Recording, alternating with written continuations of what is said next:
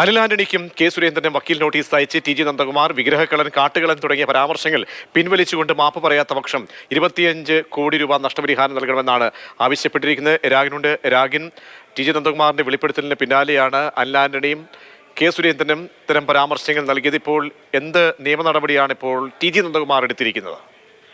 നേരത്തെ ടി.ജി. നന്ദകുമാർ ഗുരുതര ആരോപണം ബി.ജെ.പിയുടെ പത്തനംതിട്ട ലോക്സഭാ സ്ഥാനാർത്ഥിയും ദേശീയ സെക്രട്ടറിയുമായിട്ടുള്ള അനിൽ ആന്റണിക്കെതിരെ ഉന്നയിച്ചിരുന്നു. അതായത് CBI സ്റ്റാൻഡിംഗ് കൗൺസിൽ നിയമനവുമായി ബന്ധപ്പെട്ട് 25 ലക്ഷം രൂപ കോഴ വാങ്ങി എന്നതായിരുന്നു ആരോപണം. അതുമായി ബന്ധപ്പെട്ട വലിയ ചർച്ചകളും അത് വെളിപ്പെടുത്തൽ വിവാദവും ഒക്കെയായിരുന്നു. ഇതിന് മറുപടി എന്നോണം അനിൽ ആന്റണി തിരിച്ച് ചില പരാമർശങ്ങൾ നടത്തി. അതിൽ വിഗ്രഹമോഷണം നടത്തിയ ആളാണ് ടി.ജി. നന്ദകുമാർ എന്നതായിരുന്നു ഒരു പരാമർശം. അതോടൊപ്പം തന്നെ ബി.ജെ.പി സംസ്ഥാന അധ്യക്ഷൻ കെ സുരേന്ദ്രനും കാട്ടുകളനാണ് ടി.ജി. നന്ദകുമാർ എന്ന പരാമർശം നടത്തിയിരുന്നു. ഈ ഒരു പശ്ചാത്തലത്തിലാണ് ഇപ്പോൾ ടി.ജി. നന്ദകുമാർ വക്കീൽ നോട്ടീസ് ഇരുവർക്കും അയച്ചിരിക്കുന്നത്. അതായത് ഈ മാപ്പ് പറഞ്ഞില്ലെങ്കിൽ 25 കോടി രൂപ നഷ്ടപരിഹാരം നൽകണമെന്നതാണ് ഈ വക്കീൽ നോട്ടീസിലെ പ്രധാന ആവശ്യം. ശരി, എസ് രാഗിനാണ് വിവരങ്ങൾ നൽകിയത്.